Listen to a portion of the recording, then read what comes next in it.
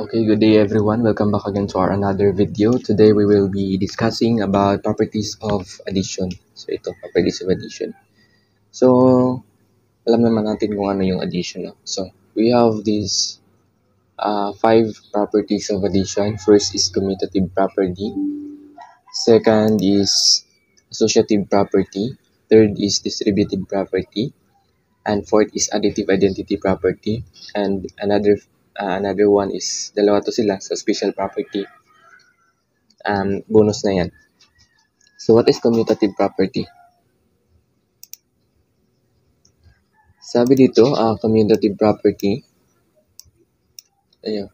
commutative property, when two numbers or integers are added, the sum remains the same even if we change the order of the numbers or integers. May equation dito, no? A plus B is equal to B plus E. So to prove that, para tuluyan nating maintindihan what is the meaning of that. So let's let A is equal to 1 and B is equal to 2. So ganyan, no? So let's just substitute here. So A is 1. Tapos add natin sa B, B is 2. Dapat equal daw sa B plus A. So ang B is 2 and plus 1. So ayan. So 1 plus 2 is 3 equals 2 plus 1. 2 plus 1, no? 2 plus 1 is 3. So, yan yung sinasabi dyan. Kahit baliktad-baliktarin mo. For example, another example is, let's say, A is 5 and B is 2. Ayan. Same lang, no? So, B is 4. So, substitute tayo. So, A is 5. Tapos plus 4. Dapat equal daw sa 4 plus 5. Pinaliktad lang na. Tapos 5 plus 4 is 9. Tapos 4 plus 5 is 9. Yan yung ibig sabihin ng commutative property.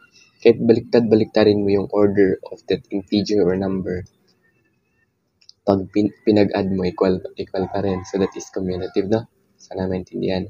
Next is associative property. When we added 3 numbers, the association of numbers in a different pattern does not change the result. So we have here an equation. So A plus quantity B plus C is equal to quantity A plus B plus C. So ayan. So we will just let we will let A is equal to 4, B is equal to 2, and C is equal to 3.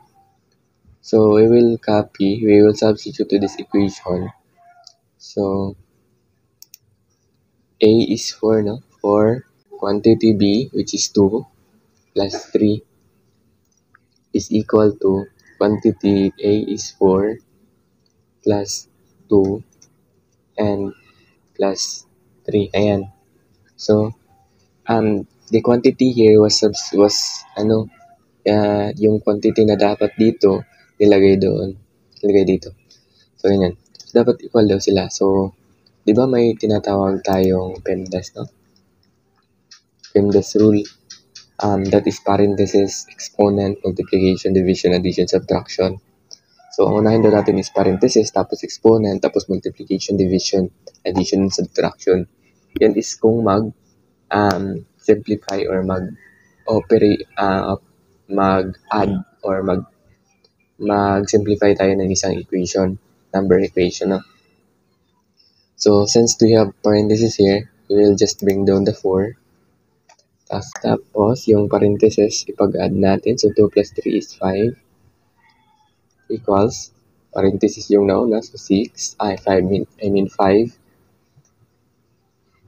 6 is 6. Tapos, 3.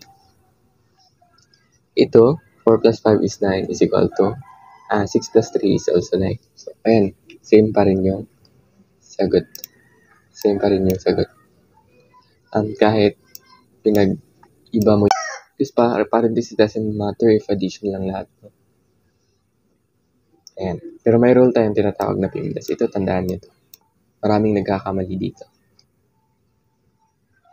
Next is distributive property. The sum of two numbers multiplied by the third number is equal to the sum when each of the two numbers is multiplied by the third number.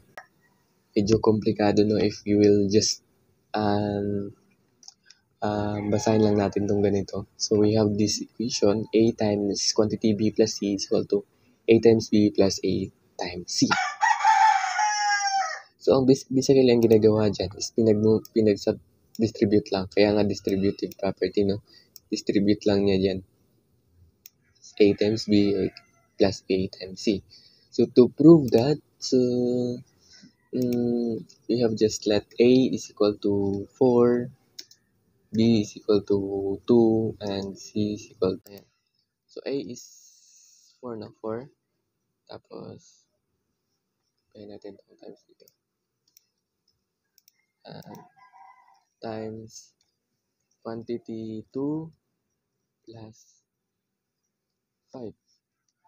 And equals I mean 4, 4 times 2 plus 4 times 5n. Dapat daw, sabi dyan, dapat daw ito is equal dito. So, we'll just prove that one. We have to prove that one. So, di ba may sinasabi ako ng PEMDAS, no? Parenthesis first exponent multiplication. So, sa equation na to, ano bang uunahin natin? Itong equation na to, ano bang uunahin natin to? So, of course, we have just na unahin natin itong parenthesis kasi yan siya yung nauna na. Parenthesis 4, copy natin. Yung parenthesis 2 plus 5 is 7 equals dito. Yung nauna dito, so multiplication. So, dapat unahin yung mga multiplication dyan. So, this is 4 plus 2 is, 4 times 2 is 8 plus ito, multiplication din to, no? So, 4 times 5 is 20.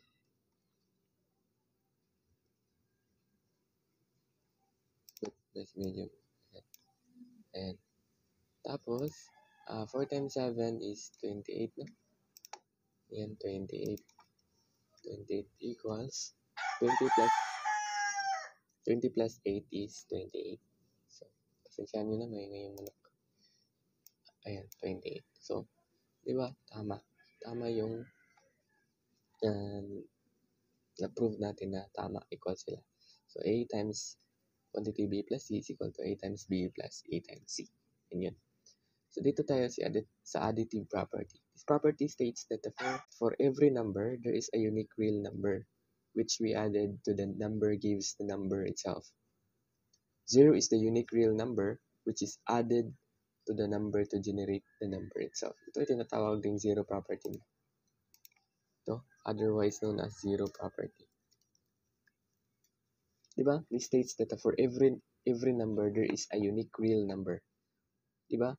Yung nag-iisang unique real number na yan is yung 0, diba? 0. So, A plus 0 is equal to A now. Of course naman, no? So, ito. Pero ipoprove pa rin natin. So, let A is equal to 5. So, A plus 5 equals also 5 plus A. 5 plus 0 pala is equal to was 5. Naintindihan naman siguro, no?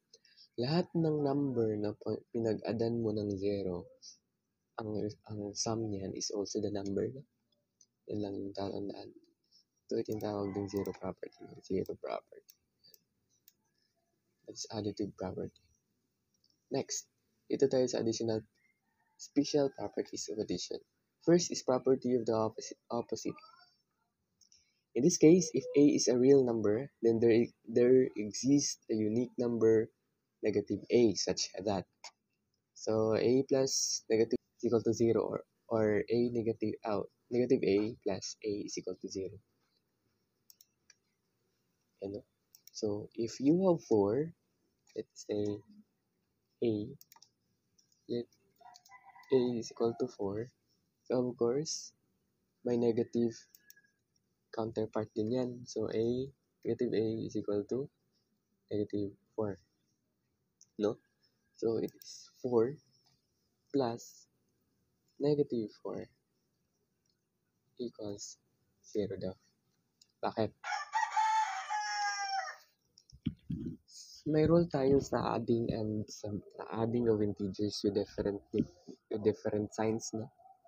So if you add integers having different signs, you have just um, subtract the integers and copy the sign of the greater value. But in this case, walang greater value dahil pareho silang 4. So wala naman sigurong negative 0, positive 0, di ba, no? So 4 minus 4 is equal to 0 equals 0. So na-prove natin yung point niyan na property opposite. Property of opposite. Next, so sum of opposite of numbers. Let the two numbers be a and b, then their opposites will be negative a and negative b. And according to the property, negative a, negative quantity a plus b is equal to negative a plus negative b. Ayan. So let's say a is equal to 5 and b is equal to 2. So of course, ang negative a niyan, negative a equals negative 5. Tapos ang negative b niyan equals negative 2. Diba? So let's prove. So negative a is 5 plus b na 2 equals negative 5 plus negative, negative 2. Yan. So, in this case, we have just lagay natin tong negative, tapos ipag-add natin yung sa loob. So, 5 plus 2 is 7. Tapos, equals negative 2 and negative 5 plus negative 2. Meron din tayong rules in adding integers having same sign. So when you add same sign integers, you have just to add then copy the common sign. So what is this? Negative 7, no? Negative, di ba? Negative 7. So equal lang yan, no? Negative 7. So that is the sum of opposite of the numbers. So na-prove natin na same lang. Ganyan yung mga properties ng addition. So, dapat hindi kayo maguluhan dyan kasi magagamit nyo yan every time sa math. Lahat pwede nyo magamit paulit-ulit. Pag alam nyo yan, madali lang ang math sa inyo. So, I think that's all for today. Salamat sa pakikinig and don't forget to subscribe for more and follow for more. Thank you.